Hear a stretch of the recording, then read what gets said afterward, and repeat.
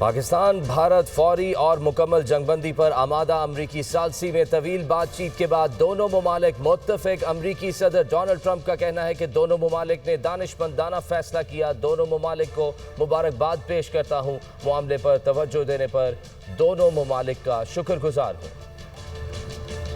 पाकिस्तान भारत फौरी और मुकम्मल जंगबंदी पर आमादा। अमरीकी सालसी में तवील बातचीत के बाद दोनों ममालिक मुत्तफिक। अमरीकी सदर डोनाल्ड ट्रंप का कहना है कि दोनों ममालिक ने दानिशमंदाना फैसला किया। दोनों ममालिक को मुबारकबाद पेश करता हूँ। मामले पर तवज्जो देने पर दोनों ममालिक का शुक्रगुजार हूँ।